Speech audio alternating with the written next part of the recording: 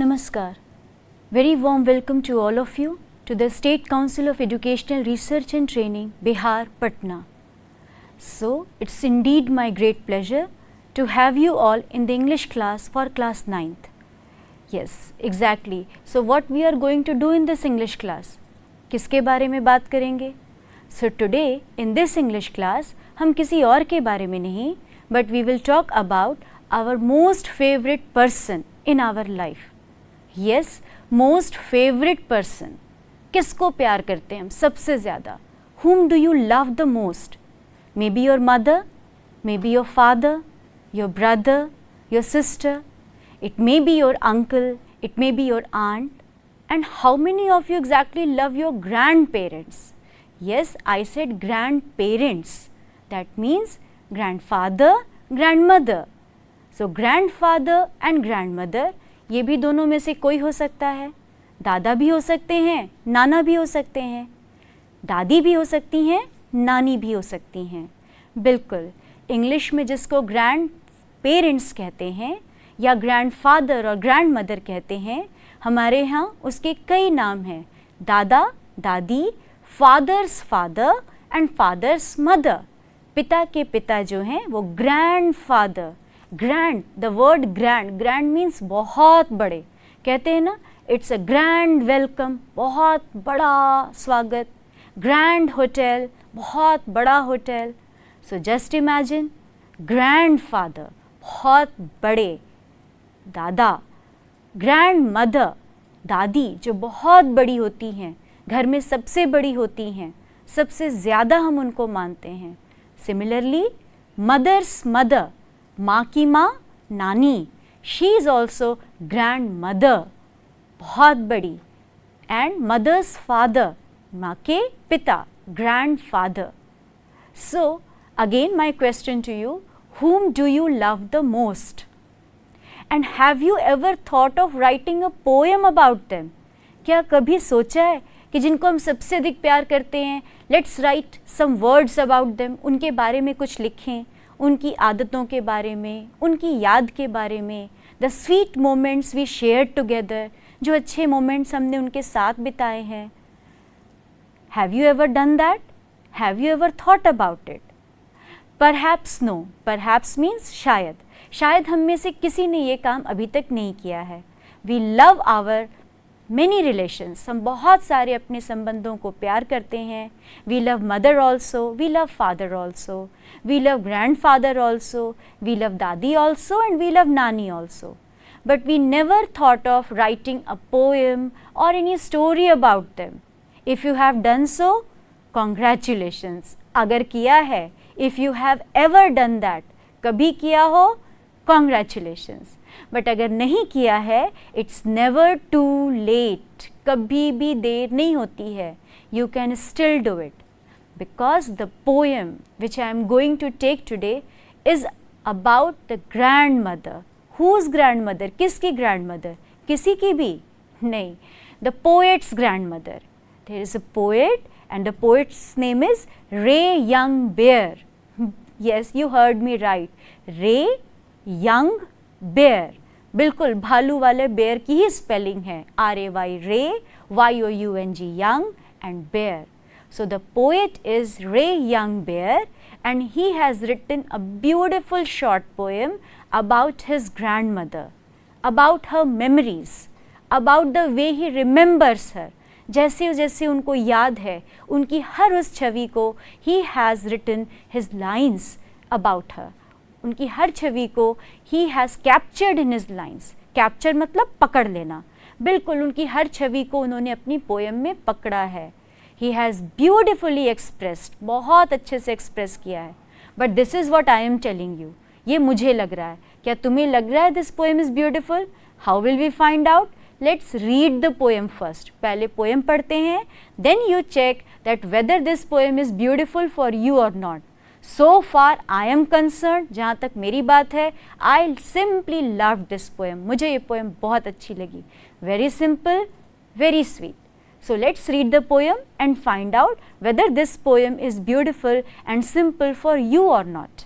So let's come to the poem, and as you can see there is a picture of grandmother. Look at the picture, कैसा picture है? Very loving, very caring. Yes, poet out of his all relations, he loved his grandmother because she was very loving, very caring. कभी कभी होता है ना, दादी नानी हर किसी से ज़्यादा प्यारी हो जाती हैं क्योंकि वो हमें बहुत प्यार करती हैं, बहुत ध्यान रखती हैं हमारा. जब कभी भी छुट्टियों में जाओ या वो हमारे आसपास होती हैं, they take care of us. So that's why sometimes and many times I hope and I think many of you must be loving your grandmother the most. But let's forget about ourselves. अपने बारे में छोड़ देते हैं. Let's talk about the poet. And the poet is, you can see the line, Ray Young Bear. And what he has given in the first stanza.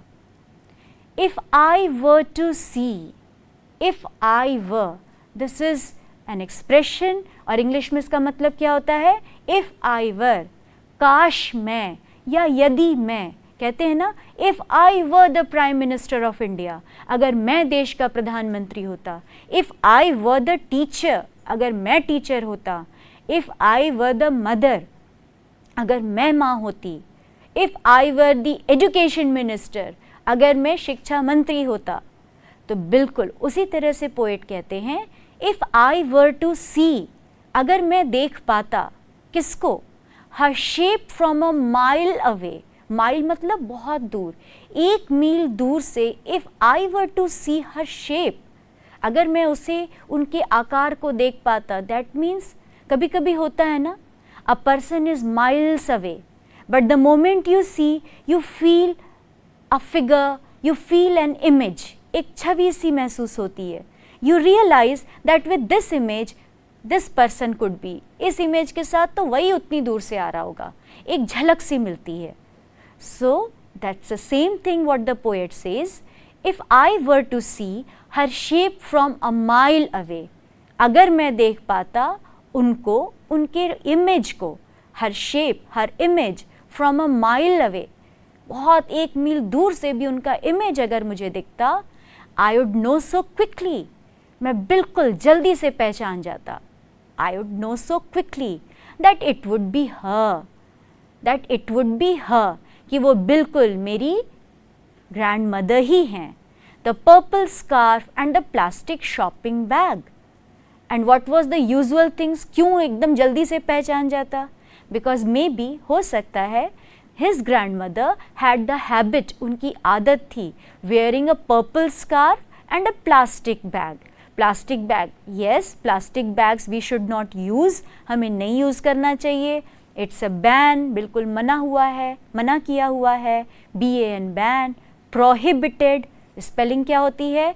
जगह जगह देखा होगा ना, plastic prohibited. PROHIBITTED.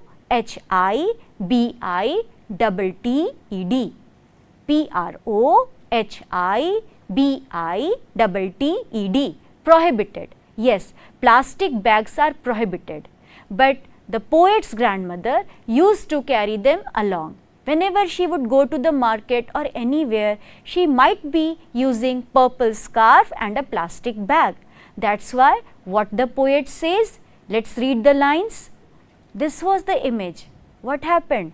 That the poet begins his poem that if I were to see my grandmother from a miles away, मीलों दूर भी अगर मैं एक इमेज देखूं, I would recognize that it is my grandmother. मैं उनको तुरंत पहचान लूँगा. Recognize means पहचान लेना.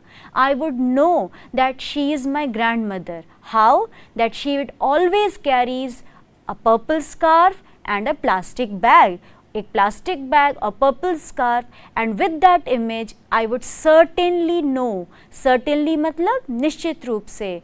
I would sure know that she is my grandmother. So if I were to see her shape from a mile away, I would know so quickly that it would be her, the purple scarf and the plastic shopping bag. And what next? What does he feel next? If I felt hands on my head, अगर कभी भी मैं अपने sir पर, hands on my head, अपने sir पर एक हाथ महसूस करूं, I would know that those were her hands. मैं जान लूँगा कि ये वही हाथ हैं. Warm and damp. कहते हैं ना, जब सर पर कोई कभी महसूस किया है? बहुत बार महसूस किया होगा।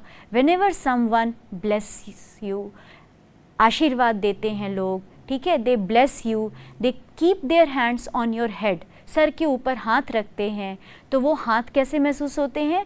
warm and damp। कभी पसीने होंगे हाथ में तो damp या फिर warm महसूस होते हैं। तो वैसे हाथ को the poet remembers। So what does he say? If I felt hands on my head, अगर मैंने महसूस किया hands on my head, I would know that those were her hands। मैं बिल्कुल जान लूँगा कि ये उसके हाथ है। Because every person has a unique touch। हर आदमी का स्पर्श, हर आदमी का टच, हर आदमी का फील अलग होता है। So since every person has a unique touch, the poet feels that the warm and damp hands of his grandmother, which always had the smell of roots, जिसमें हाथों में कैसी खुशबू होती थी? जड़ों की खुशबू। Now what is this root all about? Was his grandmother a farmer? Was his grandmother a gardener? क्या वो माली थी या वो फार्मर थी, खेती करती थी? So that her hands would always smell of roots and soil। क्या उनके हाथों में हमेशा पौधों की जड़ों या मिट्टी की खुशबू होती थी? Now at this point we must remember who is this poet. This poet is a member of a tribal family.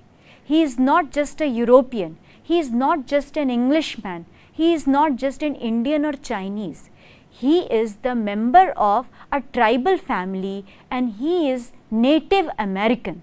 Native American means, I hope you understand, America was a land which was discovered by Columbus.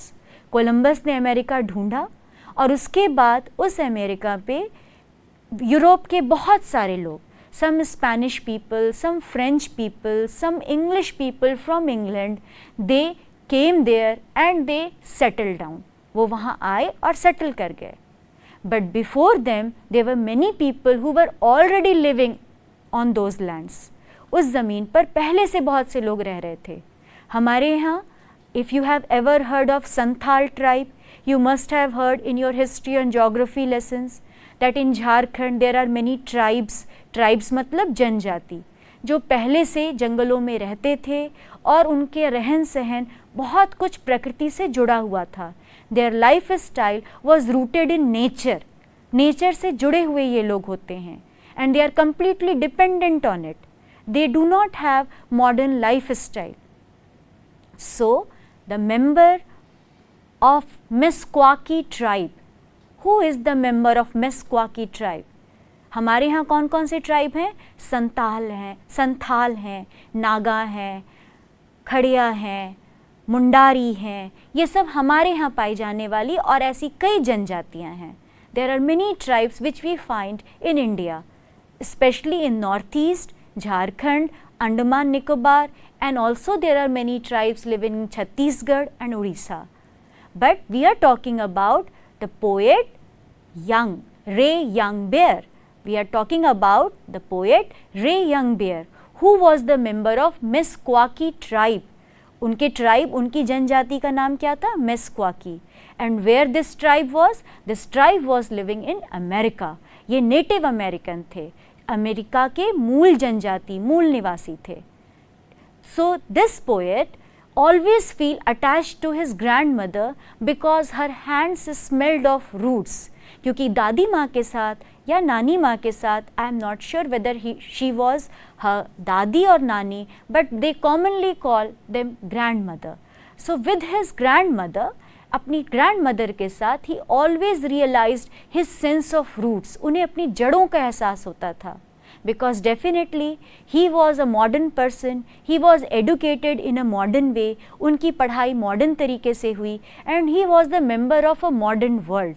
वो आधुनिक युग के व्यक्ति थे, but he always remembered and he was too much attached। वो बहुत जुड़े हुए थे अपनी जड़ों से, अपनी पुरानी यादों से, पुराने लाइफ स्टाइल से, the original life style, the root life style which he realized with his grandmother।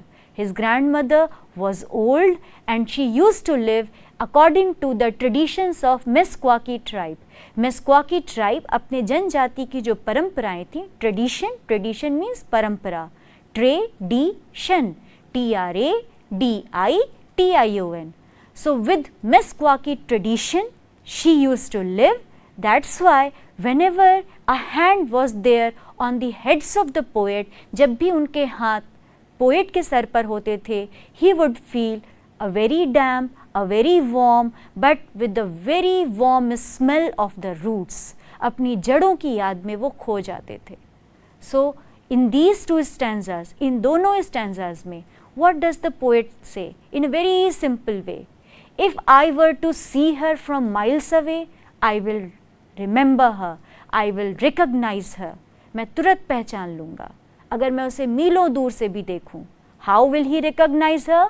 With her purple scarf and a plastic bag.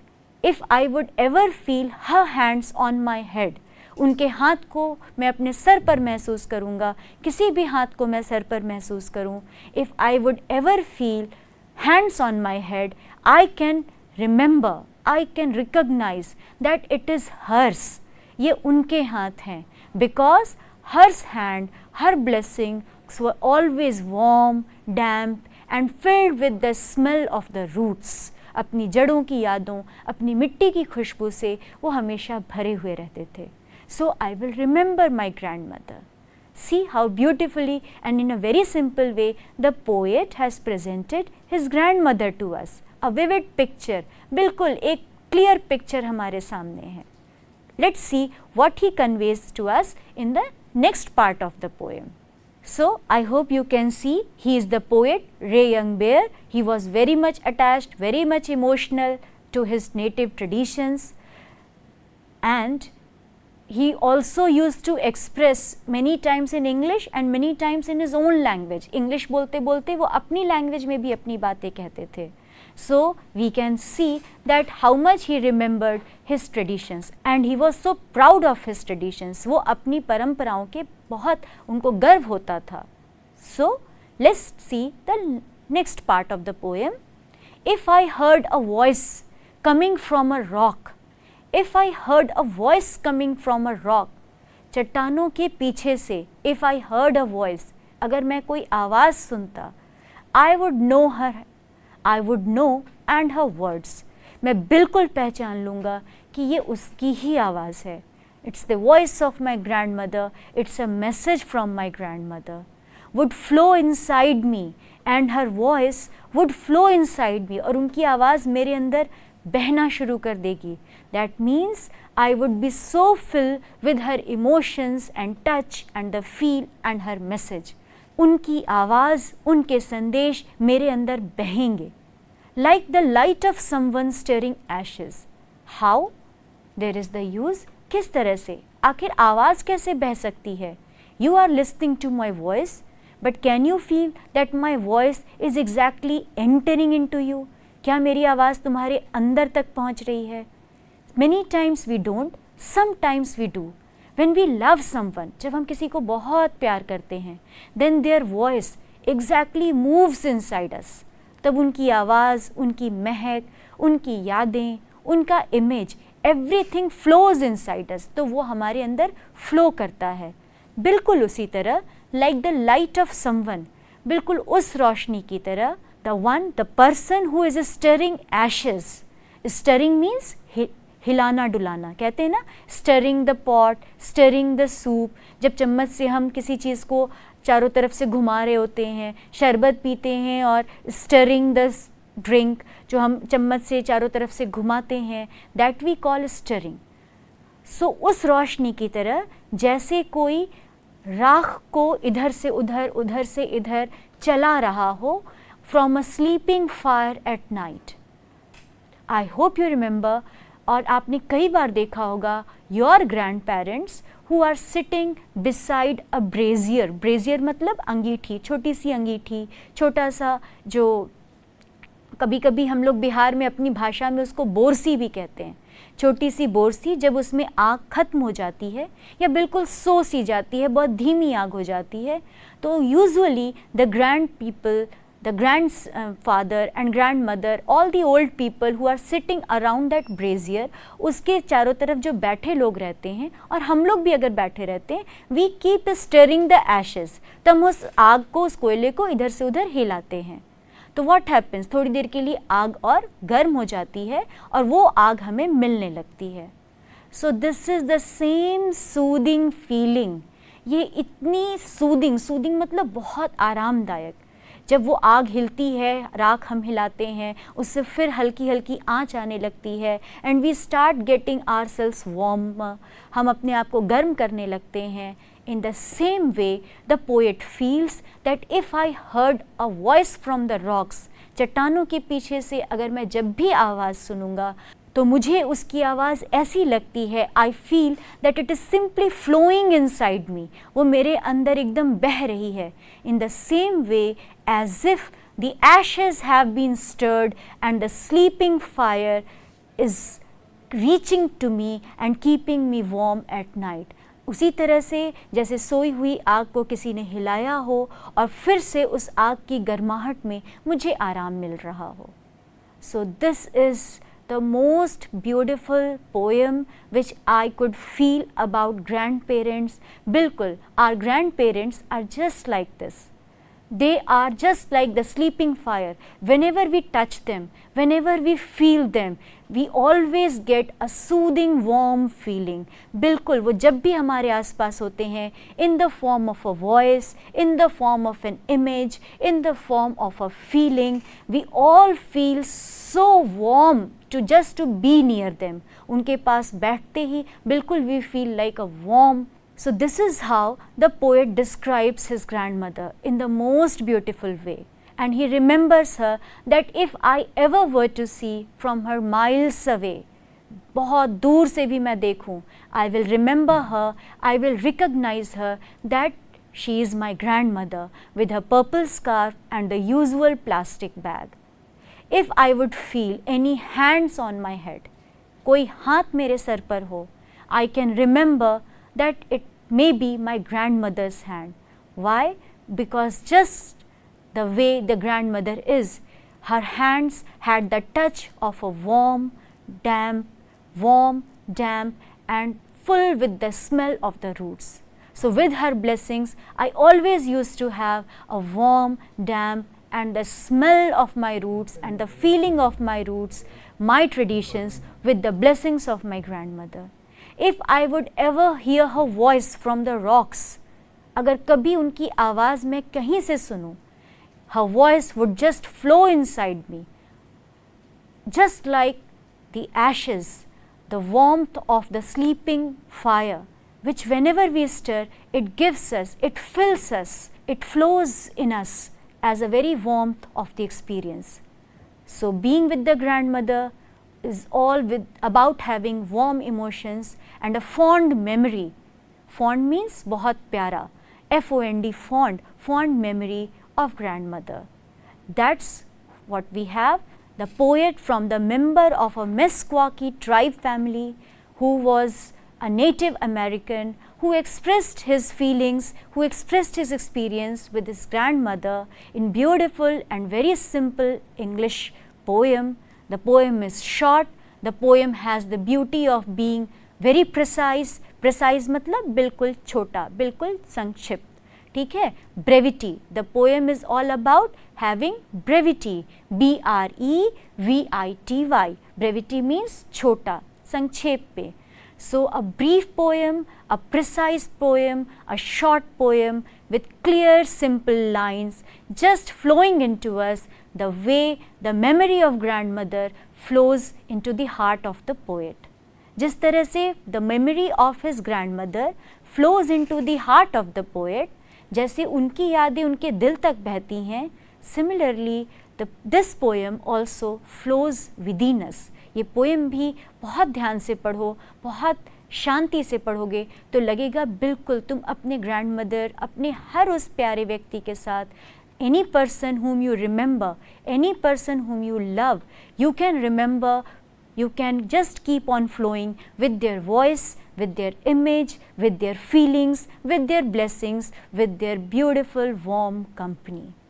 So let's thank the poet for giving us such a beautiful poem. And I hope after reading this poem, many of you must be writing a short, simple poem of your own about any person whom you love the most. And especially, I wish that you write a simple short poem about your grandparents. So thank you. I hope you enjoyed the poem.